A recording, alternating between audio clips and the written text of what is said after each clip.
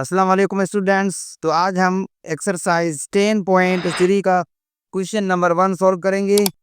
Find the orthogonal trajectory of the curves y is equal to a x square.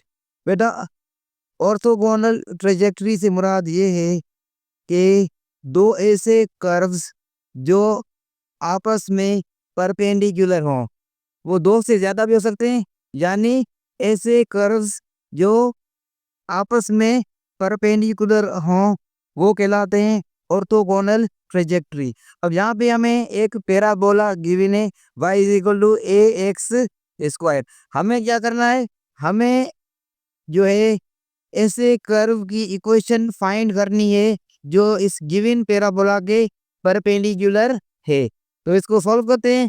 Given equation of the curves is y is equal to a x square. Let's suppose it is equation number 1. Now we differentiate 1 with respect to x we get, जब बेटा हम y को differentiate करेंगे with respect to x we get dy upon dx is equal to a x square का a constant, तो a constant है तो a का a ही रहेगा, x square का हो जाएगा 2x, dy upon dx is equal to 2ax. Let's suppose it is equation number 2. But अब हम क्या करेंगे, if from equation number 1 we get the value of a, तो इस इक्वेशन नंबर 1 में से हमें ए की वैल्यू मिलेगी a is equal to y upon x square. Now we put it in equation number 2, d y upon d x is equal to 2ax था, तो 2 a की वैल्यू है y upon x square upon x, x upon x square है, तो ये हो जाएगा 2y upon x, d y upon d x is equal to 2y upon x. So this is the slope of the given curve. ये जो हमें slope मिली है वो हमें गिवन कर्व की मिली।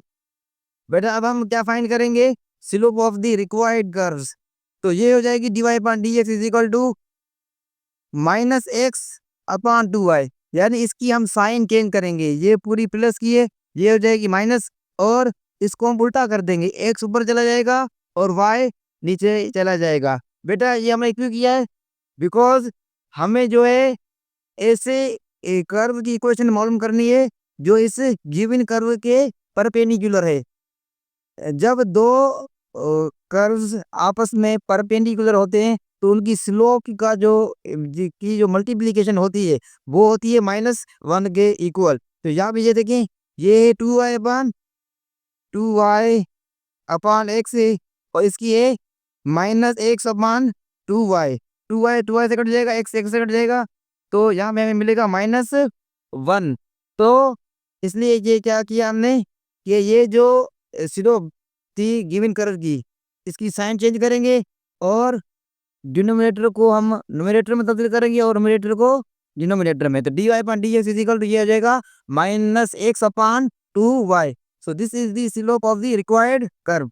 बेटा अब हम क्या करेंगे, वेरिएबल्स को सेपरेट करेंगे। तो देखिए ये हो जाएगा 2y, यहाँ पे डिवाइड हो रहा है, dy के साथ मल्टीप्लाई होगा, तो 2y dy is equal to -x into d x. अब हम क्या करेंगे, इंटीग्रेशन लेंगे on both sides, we get sign of integration 2y dy is equal to sign of integration -x dx। बेटा 2 तो 2 कॉन्स्टेंट है तो 2 ही रहेगा, y का इंटीग्रल हो जाएगा y square upon 2 is equal to minus sign minus रहेगा, x का हो जाएगा integral x square upon 2 plus c। तो बेटा ये 2 के साथ कैंसिल हो जाएगा और हमें मिलेगा y square is equal to -x square upon 2 plus c। So which is our required answer. यानी ये जो कर्व है जो हमें मिला है, ये जो गिवन कर्व के साथ क्या होगा, परपेंडिकुलर होगा। यानी ये जो कर्व, ये जो इक्वेशन मिली हमें कर्व की, ये गिवन कर्व के साथ परपेंडिकुलर होगा। यानी ये हो गया हमें, ये हमें मिला है orthogonal trajectory of the given curve. आज का हमारा दूसरा क्वेश्चन है एक्सरसाइज 10.3 का क्वेश्चन नंबर 2 है, find the orthogonal trajectories of the hyperbola x y is equal to c. बेटा यहाँ पे हमें क्या है, एक हाइपरबोला जो है वो मिला हुआ है, हमें क्या करना है, इसके ऑर्थोगोनल ट्रेजेक्टरीज मालूम करनी है, यानी ऐसे कर्व्स की इक्वेशंस मालूम करनी है जो इस गिवन पैराबोला के परपेंडिकुलर है। तो चलिए इसको सॉल्व करते हैं। गिवन है x y is equal to c. बेटा let suppose it is equation number 1। बेटा अब हम क्या करेंगे, इसको डिफरेंशिएट करेंगे विथ रेस्पेक्ट टू एक्स। देखो बेटा यहाँ पे एक्स और वाई है, दो फंक्शन थे। लेट सपोज ये हमारा यू है, एक्स जो हमारा है वो है यू, और वाई हमारा जो है वो है वी। तो यहाँ पे क्या होगा, u का डेरिवेटिव यानी x का derivative with respect to x 1 होगा, और y सेम रहा, प्लस u सेम और y का डेरिवेटिव, तो y का हो जाएगा dy upon dx is equal to c constant, constant का डेरिवेटिव होगा 0। तो हमें मिलेगा 1 into y plus x dy upon dx is equal to 0। और यहाँ पे हमें क्या करना है, dy अपॉन dx की वैल्यू फाइंड करनी है। तो यहाँ पे ये हो जाएगा y को हम जीरो वाली साइड ले आए, प्लस का y, यहाँ पे जीरो वाली साइड आया तो ये हो गया माइनस का y, x dy upon d x is equal to minus y. तो dy upon d x is equal, ये हो जाएगा minus y upon x, x multiply कर रहा है इस साइड आया तो ये हो गया माइनस अपॉन में चला गया तो minus y upon x. So this is the slope of the given hyperbola. बेटा अब हम फाइंड करेंगे slope of the required curves.